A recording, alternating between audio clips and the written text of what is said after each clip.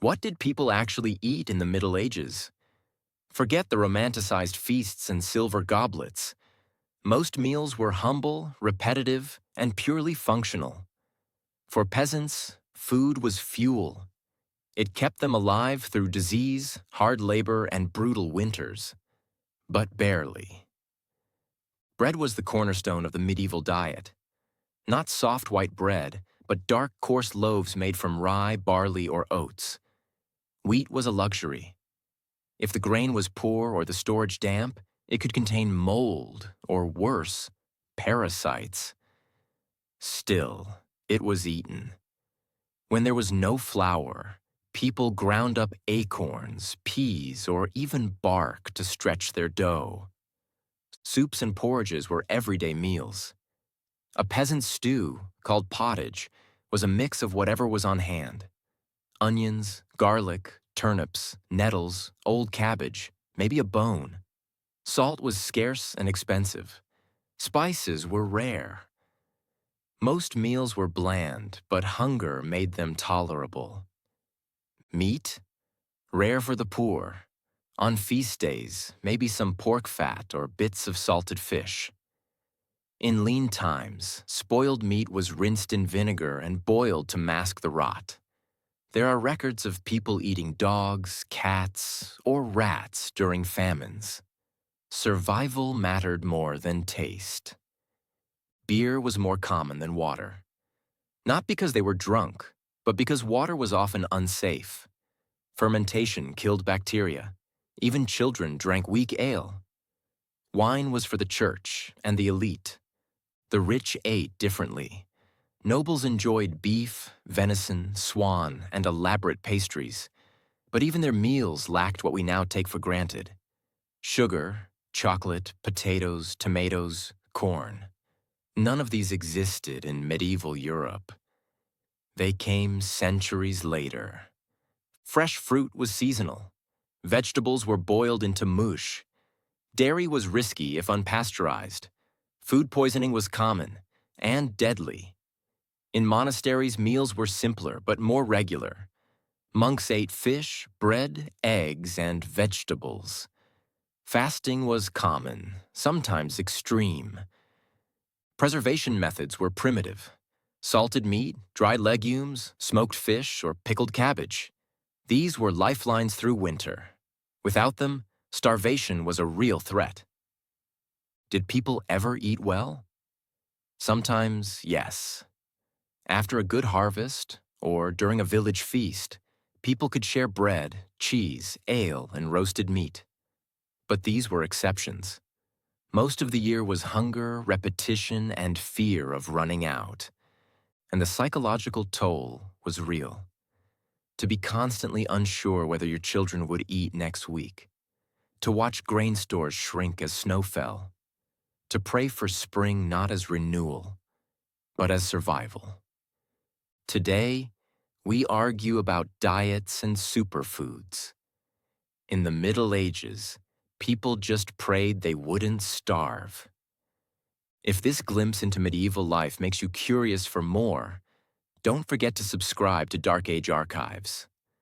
We uncover the raw, forgotten truths of history. One meal, one winter, one life at a time.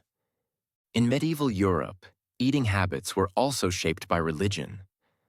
The church imposed frequent fasting days, up to 150 days a year, when meat, dairy, and eggs were forbidden. Instead, people ate fish, legumes, and simple grains. These religious restrictions added complexity to an already difficult food landscape.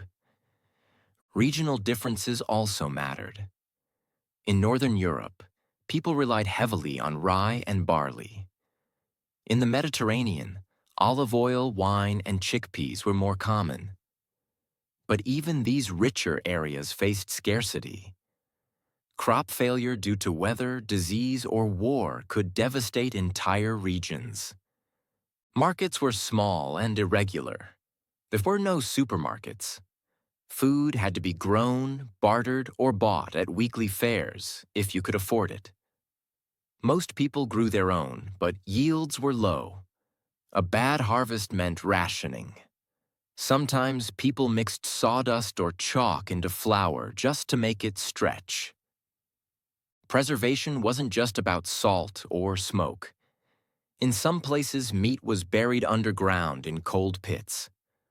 Butter was sealed in clay jars. Cheese was heavily salted and kept for months. Pickling, drying, and fermentation were not culinary trends. They were survival strategies. Children were often undernourished. Malnutrition stunted growth and weakened immunity. Infant mortality was high, and many children didn't live past 5. The elderly, if they survived long enough, were often fed last. In large families, the strongest ate first. The social meaning of food was also profound. Sharing bread at the table was not just nourishment, it was community. To be denied food was not just starvation, it was social death. Beggars at the gates of monasteries waited not only for alms, but for scraps of salvation. Food theft was common and sometimes punishable by death. Stealing a loaf of bread during famine could result in mutilation or execution. But still, people risked it because hunger was worse. Many folk customs grew around food, blessing bread, tossing salt over the shoulder, thanking the earth before harvesting. These weren't quaint rituals. They were desperate acts of gratitude or fear. Food was sacred because it was never guaranteed.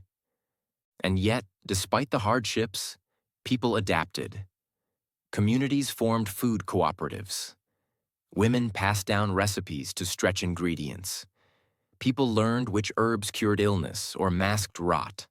Survival created culture. And food was always at the center of it.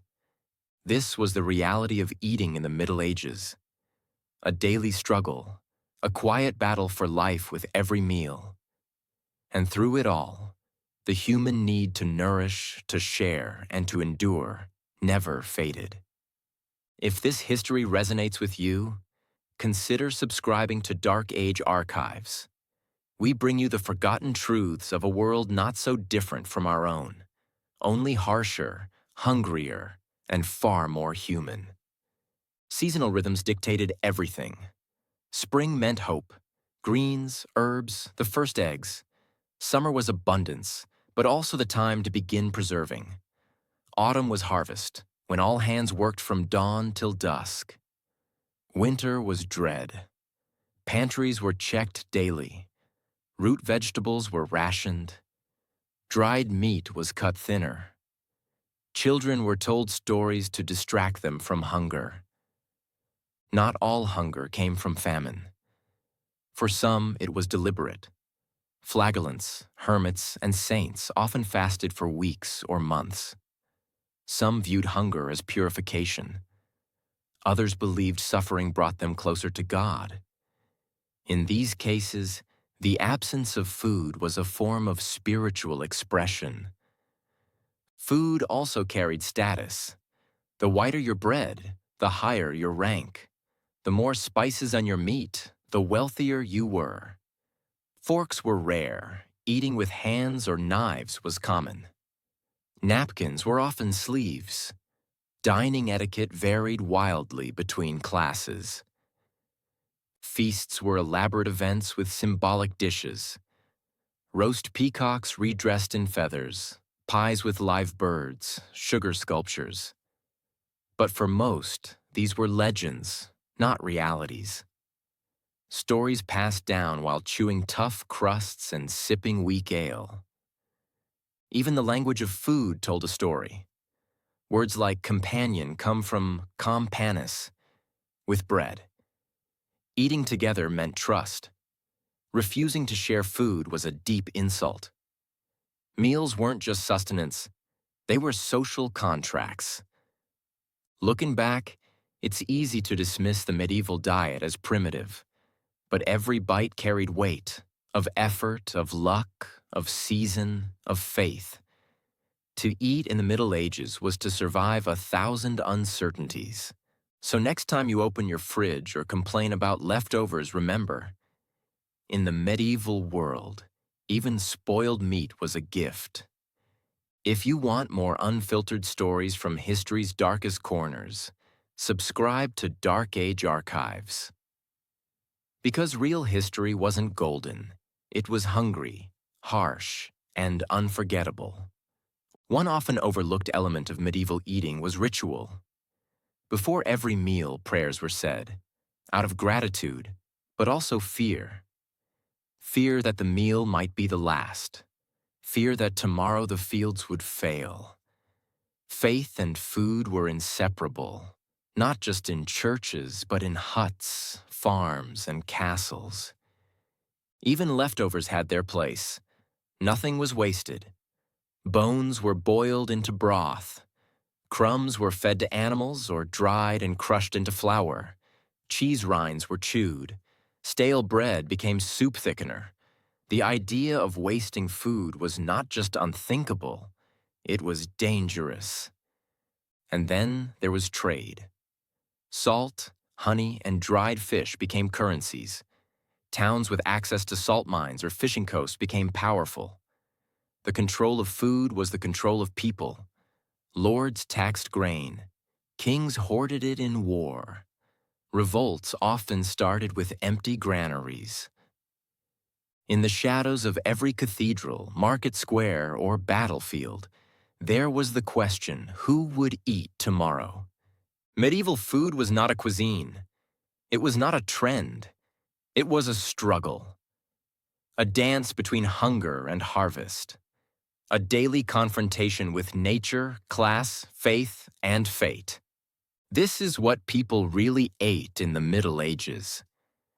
If this journey into the harsh realities of medieval life spoke to you, subscribe to Dark Age Archives. We don't just share stories, we revive them. Imagine sitting at a wooden table in a one-room hut with smoke seeping through the thatched roof. It's late winter.